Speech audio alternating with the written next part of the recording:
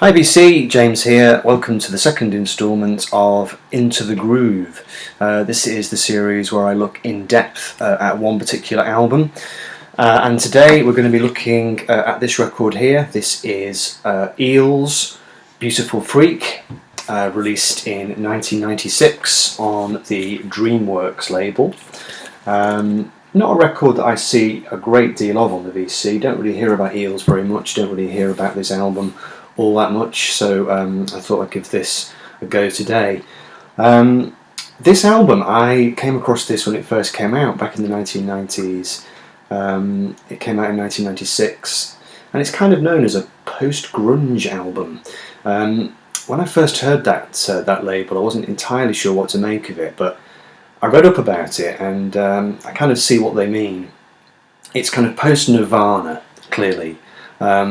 What I always thought about it, it's got that same kind of rough edge that Nirvana records have. It's got that same slightly kind of growly quality to it. The guitars are fuzzy and it's quite claustrophobic. And Mark Everett, the guy behind Eels, his voice has got a definite sort of Kurt Cobain gravelly quality to it, and there's quite a lot of angst in the record. But what I always thought about this album when it came out was that it perhaps spoke to people who had maybe enjoyed Nirvana, but perhaps hadn't really thought that Kurt Cobain was speaking for them or singing for them particularly. I mean, don't get me wrong, I loved Nevermind when it came out, but I didn't particularly identify with Kurt Cobain. That kind of utter rage wasn't really something that I felt about the world.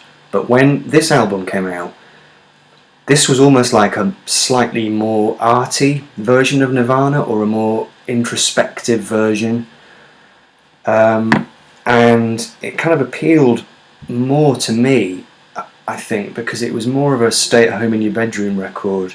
I used to go out to like rock clubs in the sort of early 90s and jump about to Nevermind, and I used to enjoy that, but it wasn't quite my scene, Whereas this record, it seemed to do all that kind of all that angst and all that kind of anxiousness, and certainly a bit of anger, but it just did it in a more introspective and a more, to me, a more relatable way. Anyway, so enough of the introductory ramble. This is the record. This is a Back in Black reissue, and it has this rather nice insert. Now, I've been trying to get my head round who actually played on this record, because he basically wrote it in collaboration with lots of different people, and he did form a live band after the album was recorded, but it's a little bit confusing trying to work out exactly who these guys are. There's all sorts of people who helped him make the record: John Bryan, Jim Jacobson, and so on. But whether this is the live band that he got together afterwards, or whether these are the guys who helped him make the record, I'm not entirely sure.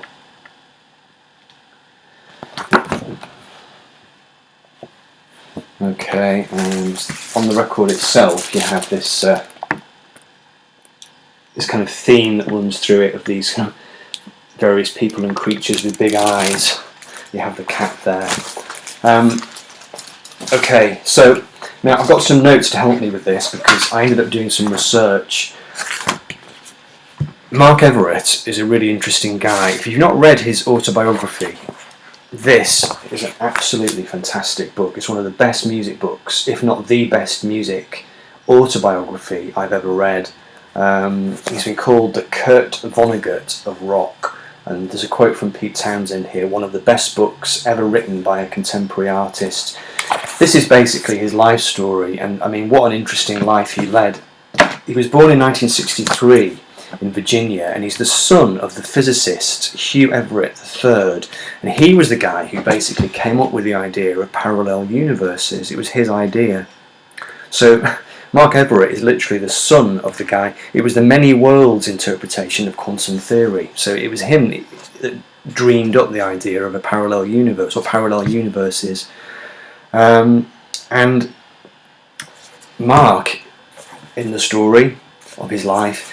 He grows up at home in Virginia with his dad. He never talks to him. He has this strange relationship with his father. His father's kind of really introspective, doesn't speak around the house, and but Mark finds him dead.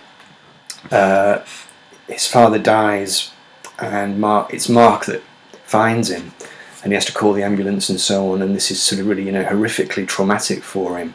And then a little bit later, or a few years later, his sister Liz dies of a drug overdose, and his mother dies, and he sort of loses everyone in his family, and just ends up completely alone in the world. It's quite a dark story, but it's also the story of kind of triumph out of adversity, because what happens is he doesn't really fit in at school or anything. He doesn't get any academic achievements, and he works a lot of dead-end jobs.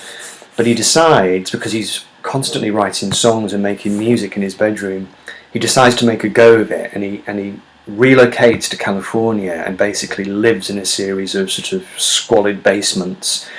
Continues to work, dead-end jobs, but he just kind of has this ambition. And he did actually end up making a couple of records for Polydor. 2 major label albums, A Man Called E and Broken Toy Shop, which were both released on Polydor, but those albums didn't really do anything, and I don't think he thought they really represented who he was. And it was only when, a little while later, it was when Portishead, the British trip-hop band, appeared on the scene, that Mark suddenly thought that he could reconnect back to some work he'd been doing a while ago using sound collages, because he heard the sampling on the Portishead records and thought, oh yeah, I used to do stuff like that. So he basically got together with some friends, and we'll talk about that as we get to the tracks, and went down a more sampling based route. And it was when he started to put these tracks together that he came across the sound that ended up being Eels. This is the first album using the band name Eels, and it was an attempt to get the records in the same general location in the record stores as his previous albums, which had been released under the name E, because his nickname is E. So his previous records were in the shops under the name E. He didn't want to record as E anymore, so they decided to rename his act, his musical identity, as Eels, and that's where the name comes from. So let's have a little talk through the tracks. So the album starts off with a song called Novocaine for the Soul, which was actually the first song that he wrote when he got the idea to do something a bit different, and he went over to the home of Mark Goldenberg, who was the husband of one of his friends, and this guy had a computer and the ability to record samples and so on, and he was also a guitarist, so they ended up working on the song together, and it's one of the defining songs of the era, really. It starts off with this little kind of jazz beatbox rhythm, which is actually a sample from the Fats Domino song Let the Four Winds Blow, and it's not the only little drum sample that he uses on the album. And what he does with the drum samples on the record is he kind of slows them down and degrades them slightly, so you don't necessarily recognise them. And this song kind of sets the tone for the album. It's sort of claustrophobic, it's a little bit anxious sounding, it's got a slightly creepy music box tune, like a little children's xylophone, and it's just a great contrast when the music kind of crashes in with all the guitars and everything, and it's quite kind of dark sounding and sort of churning. And he does the thing which the Pixies and Nirvana had done, which is the kind of quiet, loud thing. He absolutely nails that, which again I think is one of the reasons why the album is seen as being, post-grunge, because he definitely uses that dynamic of, quiet and loud, normally quiet in the verses and then loud in the choruses. The song also has kind of Arabic type strings, a bit like Serge Gainsbourg, a bit like what Beck did a bit later on Sea Changes. And it's just got this great hook line, before I sputter out. All the way through the album there's this kind of feeling that the guy singing the songs and the guy writing the songs is almost kind of on the verge of a nervous breakdown. And he sings, life is great because mother says I was a great mistake. There's a definite feeling of not really fitting in and being on the outside of things. The song ends with what sounds like a mellotron, a bit like in Strawberry Fields Forever by the Beatles, and that will come to be a defining element of the sounds on this record. After that, it's the song Susan's House, and this song, the Susan in the song is a a girlfriend that Mark had, and in the song she's meant to be a bit mentally unbalanced, and apparently an English friend of hers once wrote her a postcard saying, "I'm getting tired of hearing that bloke sing about your fucking house every 20 minutes." It's just quite funny. This is a brilliant song. I mean, it was recorded at the home of this guy called Jim Jacobson, and it was a departure for Mark in the sense that it contained a speaking part. He says in his book, "I wanted to get outside of my head for a song and take a walk through the neighbourhood. I thought, who says I have to sing?" And there's some brilliant speaking kind of words in this song. "Going over to Susan's house, walking south down Baxter Street. Nothing hiding behind this picket fence. There's a crazy old woman smashing bottles where her house burnt down 2 years ago. People say that back then she wasn't really that crazy." So it starts off with this kind of breakbeat style rhythm. There's a double bass riff, and there's this fantastic melodic sample from the Gladys Knight song, Finds Its Own Way. And you'll kind of recognise it immediately. Going over to Susan's house, can't be alone tonight. Brilliant, brilliant sample, but this is the original version. That's the Gladys Knight song.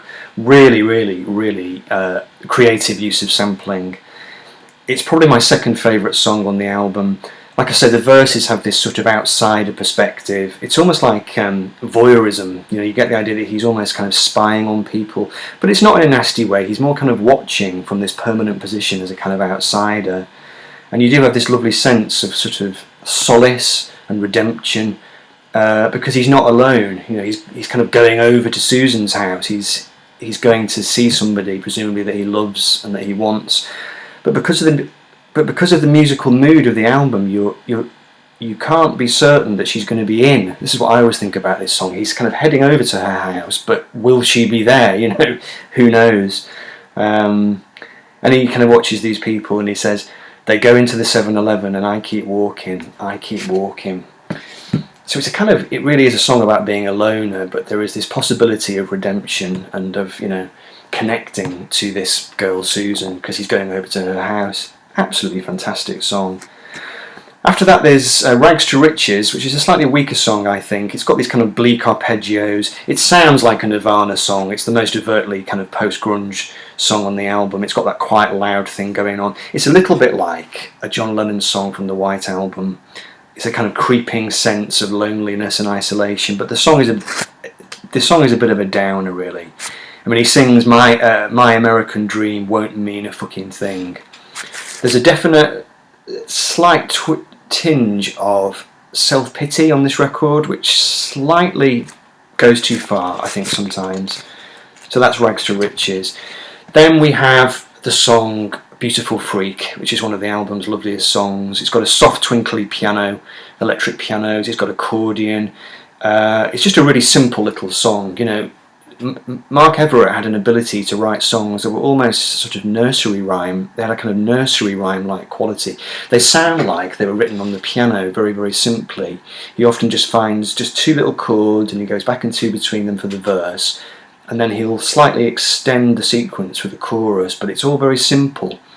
And this song really is a celebration of being different. You know, Beautiful Freak. It's kind of a celebration of being out of step with the world, and it has this really simple little affirmation in it because he just says, you know, that is why I love you. You know, I love you because you're different, and it kind of really fits in really nicely with the kind of image of the album. You know, Beautiful Freak. You can see why he appealed to outsiders and people who were slightly different from, you know, the people around them. It was the thing that Kurt Cobain had, like I said, but less angry, more kind of introspective. Then we have the song Not Ready Yet, which is a really bleak song, and it's basically a song about not being ready to go out for a walk because mentally in your mind you're not ready yet. You're kind of stuck in the house, you know. This album does do the theme of mental illness, basically, because he did have mental problems, not massively severe ones, but I think because of what had happened to him, he'd had certain awful experiences in his life, you know, and he did struggle with depression in the early part of his career. And there's a kind of anger to it. He says, I'm not feeling up to it now, I'm just not that steady yet, and I don't need you telling me how. It's a little bit teenagery, but that was probably quite a canny move on his part, you know, kind of wanting to appeal to sort of younger people. There's a classic rock thing that runs through this record. He was a big fan of John Lennon, he was a big fan of The Who, he was a big fan of Neil Young, but because of the way he approached the lyrics, I think they appealed to kind of younger kids, you know, kind of youngish people in their 20s possibly, who were struggling to kind of, you know, find their way in the world and trying to fit in. He just kind of appealed to that kind of young person's mindset. The guitars on the choruses are a bit kind of blizzardy. They have that blizzardy quality that you might get in something like Sonic Youth. It's kind of scuzzy, and it sort of creates the impression of being lo-fi without necessarily being lo-fi. And the song ends with what sounds like these kind of, it's like broken circuitry or some sort of computer components malfunctioning. It's quite kind of eerie.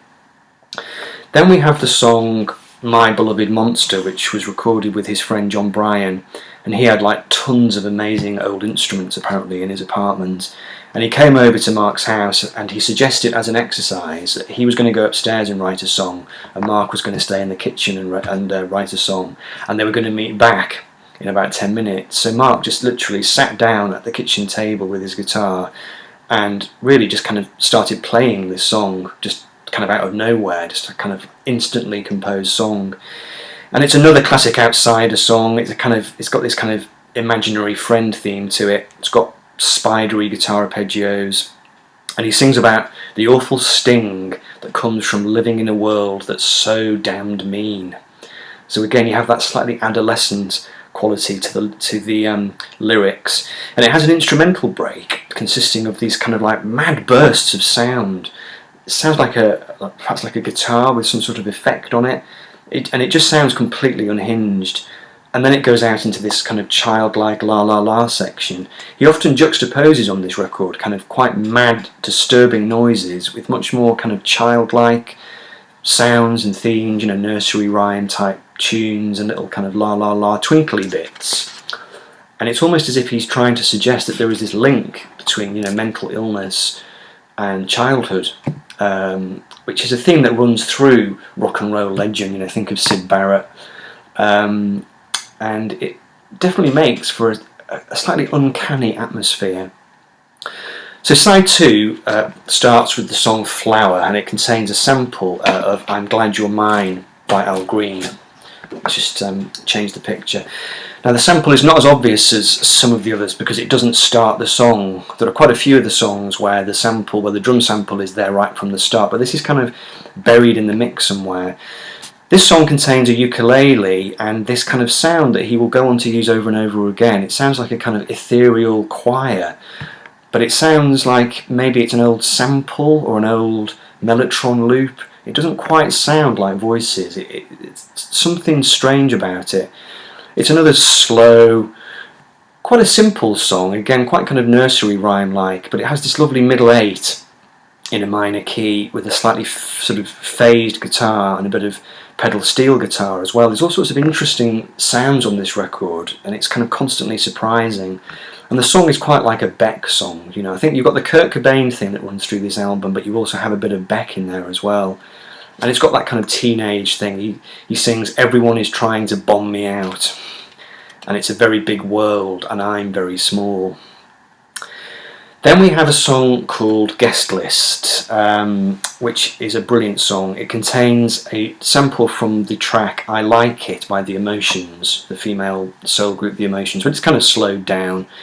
He sings, Are you one of the beautiful people, is my name on the list? And clearly his name is not on the list, so again it's kind of a song of alienation, of feeling that you don't quite belong. It's a very simple song again, little ascending chords, there's a kind of Rhodes piano, a bit like the Neil Young song Feel the Sky About to Rain, a slightly kind of damp sounding keyboard. And in fact there's a distinctly Neil Young sounding harmonica solo on this song as well. And it's the kind of sad quality that you might hear on Neil's Harvest album.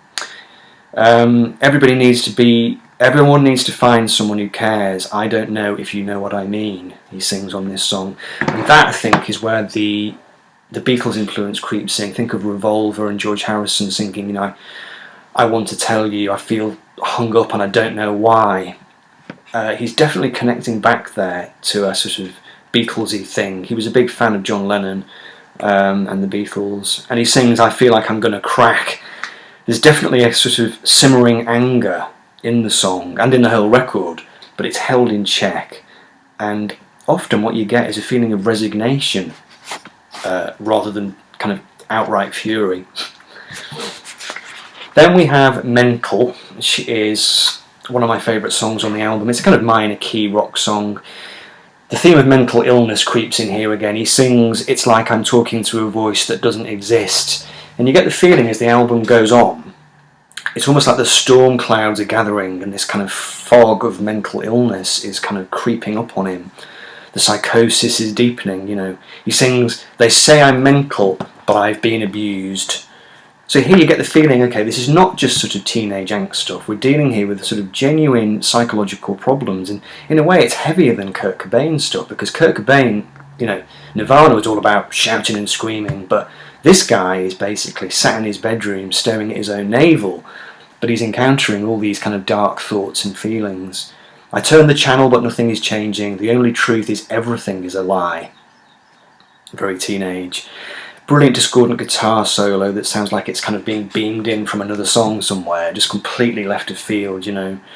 And he sings this phrase, not at all, at the end in this gravelly voice, and it really is quite uncannily like Kurt Cobain, you know. There's a kind of unhinged keyboard solo at the end. It sounds a bit like a mad theremin kind of sound, and then the song just basically descends into this completely just messy chaos at the end.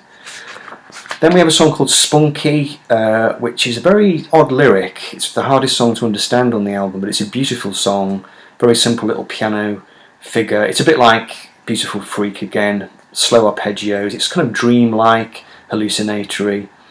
Then Your Lucky Day in Hell, which is actually my favourite song on the album.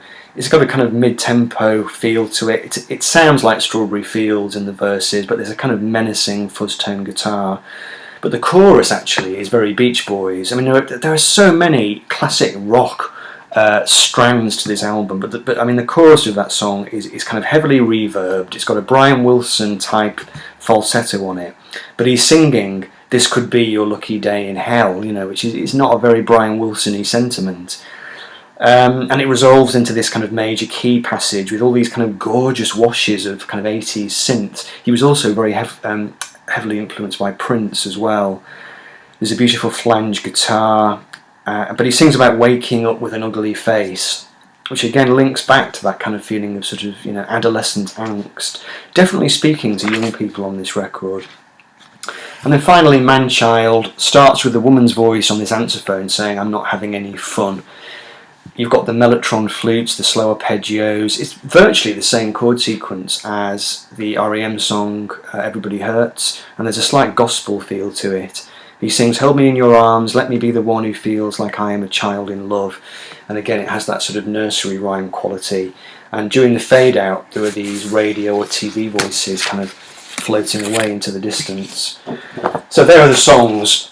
So, Beautiful Freak, it's a great album. If you've not played it for a while, or if you've never heard it, check it out, go and have a listen. Just a few facts before we finish. It was released on August the 13th, 1996 by DreamWorks, and it was the first album on that label.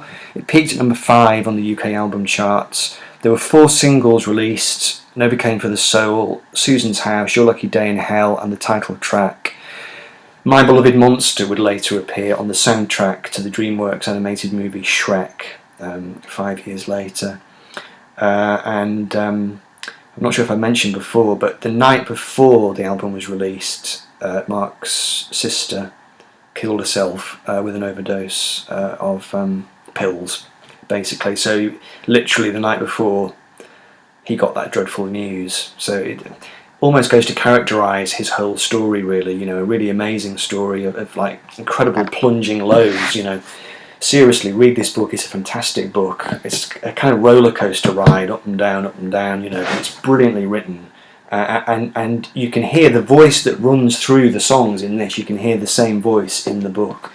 You know, a really distinctive writer, like a really distinctive American voice, really. The reviews of the album were generally strong. Q praised it. Q magazine said it was a complete musical vision, a genre-spanning soundscape that reeled you in with its myriad hooks. And Robert Hilburn of the Los Angeles Times wrote that Eels' maverick vision reminds you of all the great Los Angeles bands. Yeah, I mean, I did see the band live a couple of times. I saw them live when Soul Jacker came out, which would have been maybe late 90s, not sure when. But I didn't know much about them then. That was at a big festival, and I didn't pay much attention to them, I'm ashamed to say. But then about 3 years ago, I went to see them play at Manchester Academy, and they were great. He's got this thing now where he and his band, they all wear these boiler suits, and they kind of line up in a row. Rather than standing where you'd expect to see a band, they're all just like in a line, wearing boiler suits, and there's something very businesslike about what they do. You know, it's almost like, yeah, you know, we're here, we've got our boiler suits on, our guitars are our tools. You know, it was a fantastic gig. You know, there were lots more albums after this. This wasn't necessarily their finest album, his finest album. There were some great albums after this, but in a way, this kind of set the tone. It was the album which kind of distilled his vision early on, and I think, in a way, it's my favourite of his albums because it's the most creative in terms of sampling, and it just kind of sums up an era for me, this record, Beautiful Freak by Eels. Thanks for watching, people. See you soon.